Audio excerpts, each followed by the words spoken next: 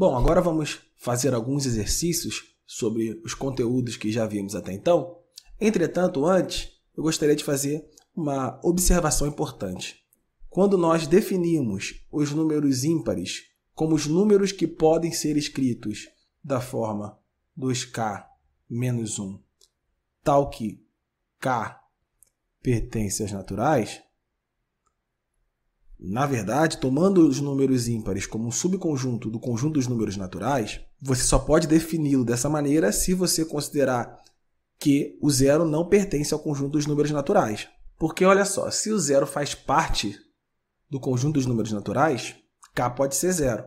E se k for zero, vai acontecer o seguinte: 2 vezes 0 menos 1. Isso aqui deve resultar num número ímpar por causa da nossa definição. Só que isso aqui vai dar o seguinte: 2 vezes 0 dá 0, menos 1. Essa conta aqui ela não está definida no conjunto dos números naturais, porque o minuendo é menor que o subtraindo. Ou seja, isso aqui vai resultar num número que não é natural. Só que, como a gente está considerando os números ímpares como um subconjunto do conjunto dos números naturais, todo número ímpar deve ser também um número natural. Então, deu um pequeno problema aqui. Então, para a gente considerar os naturais como um conjunto que contém o zero, temos que fazer um pequeno ajuste. Ou você coloca o asterisco aqui, que significa que você está retirando o zero desse conjunto, ou você define o conjunto dos números ímpares dessa maneira aqui. Todo número que pode ser escrito dessa maneira aqui, 2k mais 1, tal que k pertence aos naturais. Aí você vai poder observar aqui que já não vai acontecer o mesmo problema.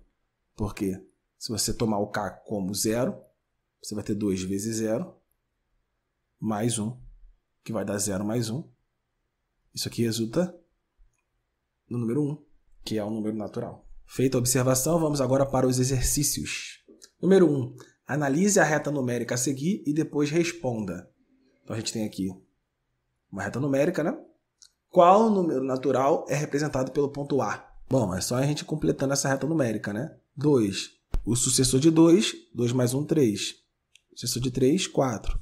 De 4, 5, 6, 7, 8, 9. Então, o A ele está no lugar do 10, ele está representando o número 10.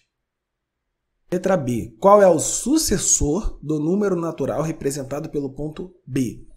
Vamos continuar aqui, completando a reta numérica. Depois do 10 temos o 11, depois o 12, depois o 13.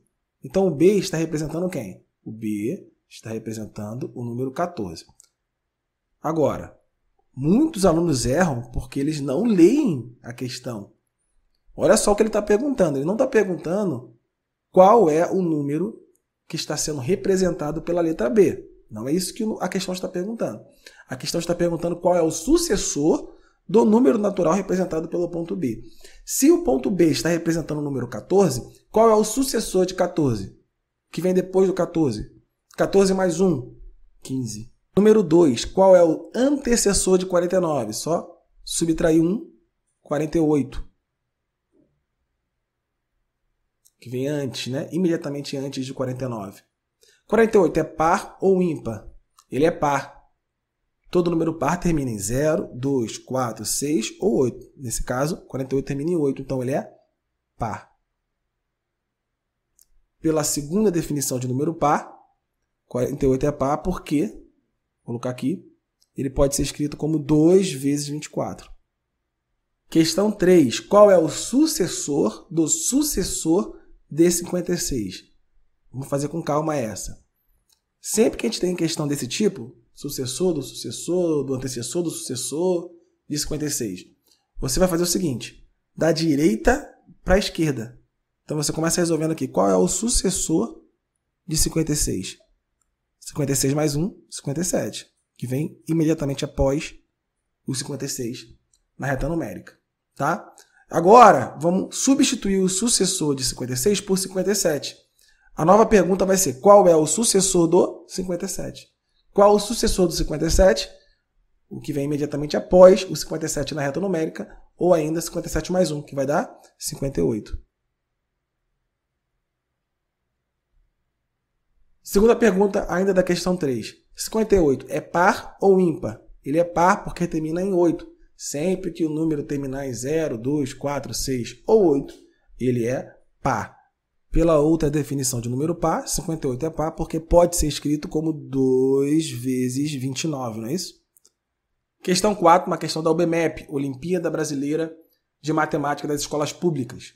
Diz assim: Maria faz uma lista de todos os números de 2 algarismos, usando somente os algarismos que aparecem no número 2015, né? 2015.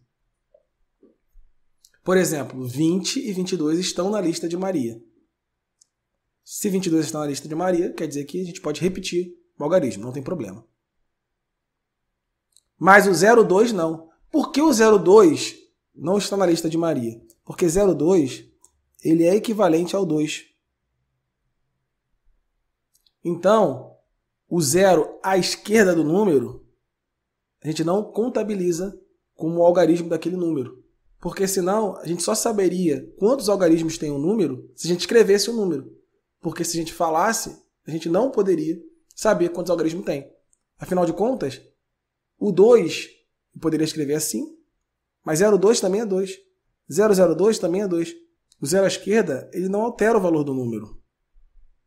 Exatamente porque o valor posicional dele é sempre 0. É sempre igual ao valor absoluto, lembra disso? Então, ó, esses zeros à esquerda aqui eu não contabilizo. Então, todos esses números aqui só possuem um algarismo. Então, eu só contabilizo os algarismos que, se eu tirar, vai alterar o valor do número. Por isso que existe aquela expressão, né? Ah, ele é um 0 à esquerda. O que significa isso? Ah, ele não vale nada. Ele é café com leite, ele não conta.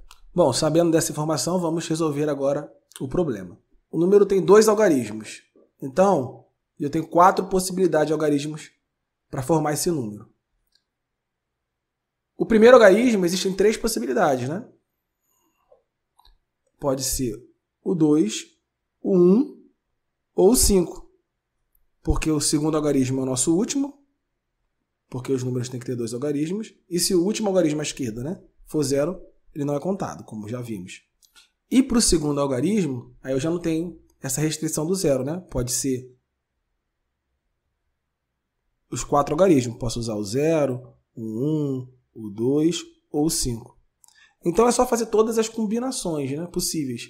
Pode ser 2 com 0, 20, pode ser 21, pode ser 22, pode ser 25, pode ser 10, pode ser 11, pode ser 12, pode ser 15, pode ser 50, pode ser 51, pode ser 52 e pode ser 55. E quando estivermos diante dessa ideia aqui de combinação, né, esse raciocínio combinatório, a gente vai ver que isso é uma das ideias que nos remetem à multiplicação. Então é só eu multiplicar a quantidade de possibilidades que eu tenho aqui com a quantidade de possibilidades que eu tenho aqui. 3 vezes 4, 12. Há 12 números diferentes que podemos formar com 2 algarismos desses 4. O 2, 0, 1, 5, que o problema nos deu.